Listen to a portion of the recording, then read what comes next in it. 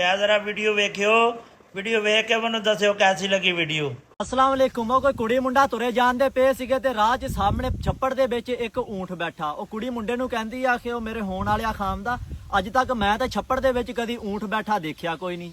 ਊਂਠ ਨੂੰ ਤੇ ਪਾਣੀ ਤੋਂ ਨਫ਼ਰਤ ਹੀ ਬੜੀ ਆ। ਉਹ ਕਹਿੰਦਾ ਚੱਲ ਇਹਦੇ ਜਾ ਕੇ ਮਾਲਕ ਨੂੰ ਪੁੱਛਦੇ ਆ। ਸਾਹਮਣੇ ਮਾਲਕ ਊਂਠ ਚਾਰਦਾ ਪਿਆ ਸੀ।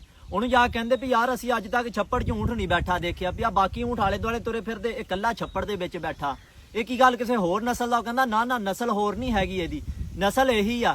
ਪਰ ਇਹ ਜਦੋਂ ਇਹ ਜੰਮਿਆ ਸੀਗਾ ਨਾ, ਹਜੇ ਪੈਦਾ ਹੀ ਹੋਇਆ ਸੀਗਾ ਤੇ ਇਹਦੀ ਮਾਂ ਮਰ ਗਈ ਸੀਗੀ ਤੇ ਇਹਨੂੰ ਮੈਂ ਮੱਝ ਦਾ ਦੁੱਧ ਪਿਲਾਇਆ ਤੇ ਮੱਝ ਦਾ ਸੇਵਾ ਹੀ ਪਾਣੀ ਦੇ ਵਿੱਚ ਬਹਿਣਾ ਤੇ ਇਹਨੂੰ ਅਸਰ ਆ ਵੀ ਉਹ ਮੱਝ ਦੁੱਧ ਦਾ ਅਸਰ ਆ, ਇਹ ਤਾਂ ਕਰਕੇ ਪਾਣੀ ਦੇ ਵਿੱਚ ਜ਼ਿਆਦਾ ਜਾ ਕੇ ਬਹਿੰਦਾ। ਉਧਰ ਨੂੰ ਆਇਆ ਤੇ ਕੁੜੀ ਨੂੰ ਕਹਿੰਦਾ ਵੀ ਅਖੇ ਜਾ ਭਾਜਾ ਘਰ ਨੂੰ ਆਪਣੇ। ਉਹ ਕਹਿੰਦੀ ਵੀ ਉਹ ਕਾਹਤੋਂ, ਆਪਾਂ ਤਾਂ ਵਿਆਹ ਕਰਾਣਾ। ਉਹ ਕਹਿੰਦਾ ਵੀ ਮੈਂ ਨਹੀਂ ਤੇਰੇ ਨਾਲ ਵਿਆਹ ਕਰਾ ਸਕਦਾ। ਵੀ ਊਂਠ ਨੇ ਮੱਝ ਦਾ ਦੁੱਧ ਪੀਤਾ ਤੇ ਉਹਦੀਆਂ ਕਰਤੂਤਾਂ ਮੱਝ ਵਰਗੀਆਂ ਹੋ ਗਈਆਂ ਤੇ ਜਿੱਦਾਂ ਆਪਾਂ ਵਿਆਹ ਕਰਦੇ ਪਏ ਆ ਜਿਸ ਤਰੀਕੇ ਦੇ ਨਾਲ, ਤੇ ਆਪਣੀ ਜਿਹੜੀ ਔਲਾਦ ਹੋਵੇਗੀ ਤੇ ਉਹ ਕਿਹੋ ਜਿਹੇ ਕਾਰਨਾਮੇ ਕਰੂਗੀ।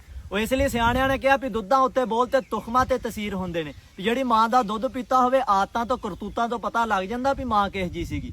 ਅੱਗੇ ਸਿਆਣੇ ਲੋਕ ਜਿਹੜੇ ਦਾਨੇ ਲੋਕ ਸੀਗੇ ਨਾ, ਜਦੋਂ ਰਿਸ਼ਤਾ ਦੇਖਣ ਜਾਂਦੇ ਹੁੰਦੇ ਸੀਗੇ, ਸਾਡੇ ਮੰਗੋ ਨਹੀਂ, ਅਸੀਂ ਤੇ ਅੱਜ ਕੱਲ ਜਾਈਦਾ, ਜਾ ਕੇ ਦੇਖੀਦਾ ਵੀ ਕੋਠੀ ਕਾਰ ਹੋਣੀ ਚਾਹੀਦੀ ਆ ਤੇ ਬਾਹਰ ਥੜਿਆਂ ਤੇ ਵੀ ਪੱਥਰ ਲੱਗੇ ਹੋਣੇ ਚਾਹੀਦੇ, ਮੋਟੀ ਸਾਮੀ ਹੋਣੀ ਚਾਹੀਦੀ ਆ। ਉਹ ਜਾ ਕੇ ਇਹ ਨਹੀਂ ਦੇਖਦੇ ਹੁੰਦੇ ਸੀ, ਉਹ ਅਮੀਰੀ ਗਰੀਬੀ ਨਹੀਂ ਦੇਖਦੇ ਸੀ, ਉਹ ਦੇਖਦੇ ਹੁੰਦੇ ਸੀ ਵੀ ਨਸਲ ਕਿਹੋ ਜਿਹੀ ਆ।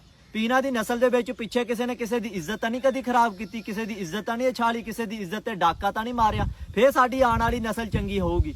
ਤੇ ਜੇ ਇਹ ਜਿਹਾ ਕੋਈ ਪੁੱਠਾ ਸਿੱਧਾ ਕੰਮ ਕੀਤਾ ਤੇ ਸਾਡੀ ਵੀ ਆਉਣ ਵਾਲੀ ਨਸਲ ਫਿਰ ਉਹ ਪੁੱਠੇ ਸਿੱਧੇ ਹੀ ਕੰਮ ਕਰੂਗੀ। ਹਾਂਜੀ, ਵੀ ਸਿਆਣੇ ਕਹਿੰਦੇ ਹੁੰਦੇ ਸੀ ਵੀ ਗੱਲ ਨਸਲਾਂ ਤੇ ਮੁੱਕਦੀ ਆ। ਵੀ ਤੂੰ ਕਬੂਤਰ ਥੱਲੇ ਕੁਕੜੀ ਦੇ ਆਂਡੇ ਰੱਖ ਦੇ, ਉਹ ਜਦੋਂ ਬੱਚਾ ਨਿਕਲਣਾ ਉਹਨੇ ਕਦੀ ਵੀ ਕਬੂਤਰ ਕੋਲੋਂ ਚੋਗਾ ਨਹੀਂ ਲੈਣਾ ਹੈਗਾ, ਉਹਨੇ ਉੱਠ ਕੇ ਆਪ ਚੁਗਣਾ ਕਿ ਉਹਦੀ ਨਸਲ ਦੇ ਵਿੱਚ ਆ ਵੀ ਉਹਨੇ ਆਪ ਹੀ ਚੁਗਣਾ। ਵੀ ਇਹ ਵੀ ਗੱਲ ਆ ਵੀ ਮਾਸਾਂ ਚੋਂ ਗਦੂਦਾ ਵੀ ਨਿਕਲ ਆਂਦੀਆਂ, ਵੀ ਚੰਗਿਆਂ ਚੋਂ ਮਾੜੇ, ਮਾੜਿਆਂ ਚੋਂ ਚੰਗੇ, ਇਹ ਕੋਈ ਲਾਜ਼ਮੀ ਨਹੀਂ ਹੁੰਦਾ, ਪਰ ਨਸਲ ਦਾ ਬੜਾ ਅਸਰ ਹੁੰਦਾ। ਉਹ ਕਹਿੰਦੇ ਨਾ ਵੀ ਨੀਮ ਦਾ ਦਰਖਤ ਕਦੀ ਵੀ ਮਿੱਠਾ ਨਹੀਂ ਹੁੰਦਾ, ਭਾਵੇਂ ਛਹਿਤ ਘੋਲ ਘੋਲ ਪਾਈਏ, ਤੇ ਬਦ ਨਸਲਾ ਬੰਦਾ ਕਦੀ ਵੀ ਅਸਲ ਨਹੀਂ ਹੁੰਦਾ, ਭਾਵੇਂ ਜਾ ਅਰਸ਼ ਤੇ ਬਿਠਾਈਏ।